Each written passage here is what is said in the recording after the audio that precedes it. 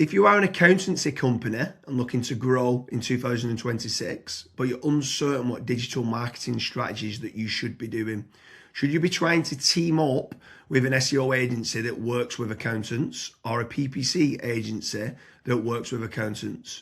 Or should you be looking at other types of digital marketing strategies? Before spending any money, Kazra, I want you to jump in and let business owners know who own an accountancy practice what they should be doing before spending any money on digital marketing in 2026. So for accountancy firm owners, the number one piece of advice that I would give is setting up some KPIs. You want to know exactly how much money you're spending, where the leads are coming from, what's the quality of the leads, which channel's performing the best. Once you have those facts and figures in place, digital marketing just becomes so much more predictable. You can scale certain campaigns up, you can switch certain campaigns off. So James, what would be the number one strategy or the number one digital marketing strategy for accountants? So step number one for me has got to be branding or brand SEO and making certain that you're looking good online, you've got a strong reputation. I think everything needs to start, the foundations need to start with a positive kind of brand SERP of who you are and what you do.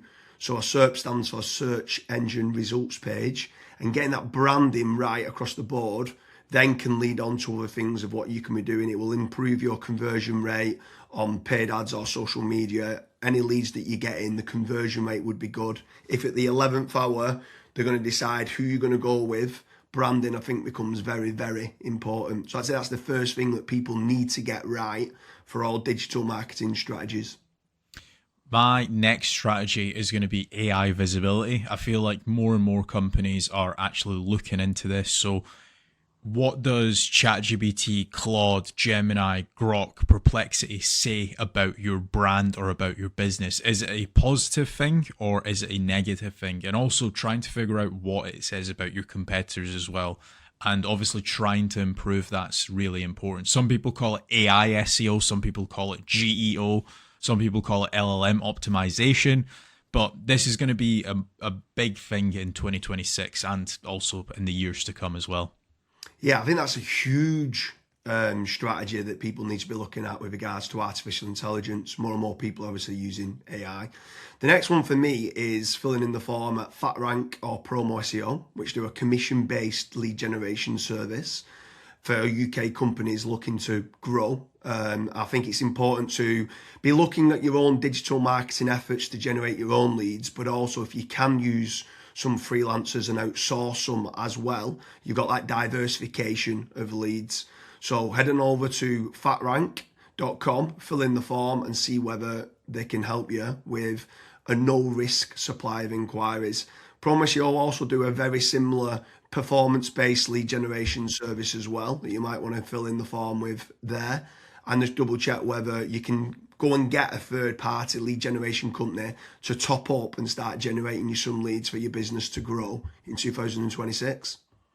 Yeah, and then next on the list is Google Business Profiles, so Google Map listings. This is like local SEO where you basically just try and get more reviews. You build out your Google Business Profile in your local area. Now, there's pros and cons to this. I think the biggest pro is that once it is actually ranking, you're going to be consistently generating leads. However, to get from nowhere, like let's say you do not have a Google Maps listing at all, to get it ranking to position number one, the issue you've got with that is there might be, let's say, a 60 or 100 review deficit. And to obviously get those reviews, you need leads. So it's one of those things. It's like the chicken and the egg.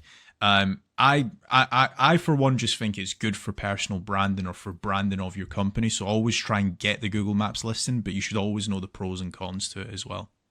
Yeah, for certain. If you're in a local area, you want to try and get those local maps listing. For me, you need to be omni-channel and omnipresent. Yeah. I think the next part is SEO in general, so organic SEO. Can you be building up your website to try and get your website ranking better? If you are in local area, you might want to do your service with the area of where you cover. So like plumbing in Manchester, create a page for that. Hopefully then share that on the Google Business Profile of what you mentioned. but trying to get organic rankings, the amount of search volume that people are out there searching for different services of what you do, or it could be some blog posts that you could be doing as well. There's different strategies on there that you can be doing, but ideally you want good quality content, build up topical authority, and try and get some third-party backlinks to power up the site to get those organic SEO rankings. I think that's another big part that you need to be doing as part of your digital marketing strategies in 2026.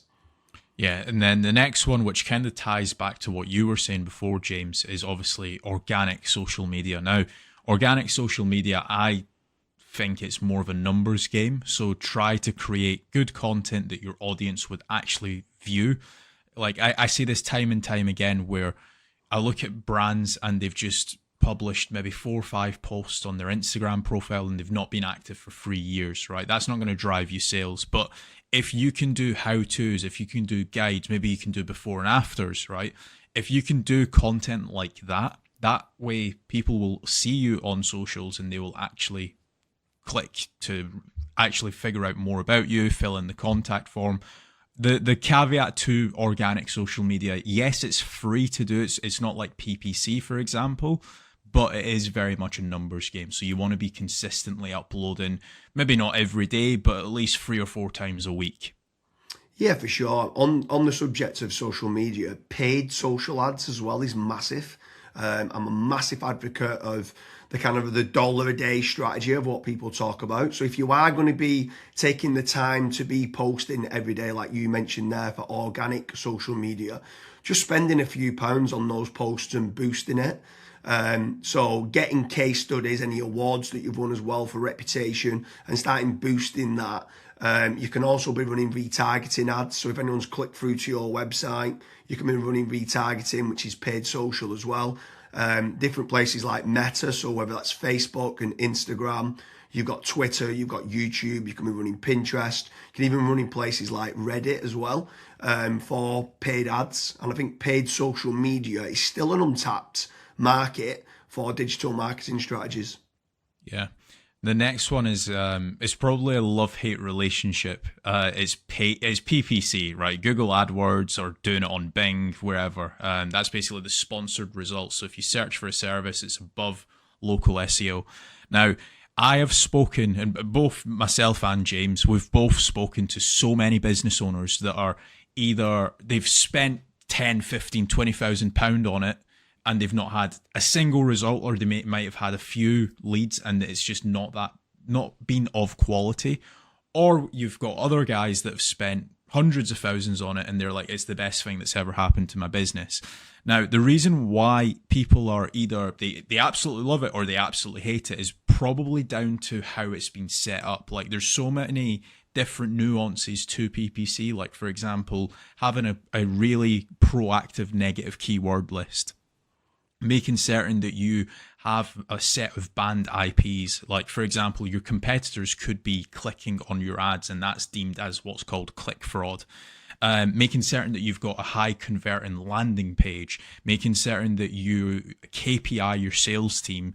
So when a PPC lead comes in, that is one of the first priorities that they actually take when it comes to contacting the lead. There's all of these different nuances, and if you're not on the ball with PPC, it's probably not going to work for your business. However, if you've got a really good, well-refined sales team, you've got a really good landing page, you've got a well-kept, up-to-date negative keyword list, you are using click fraud software, at that point, it will actually probably perform well for you. But again, just know the pros and cons to PPC.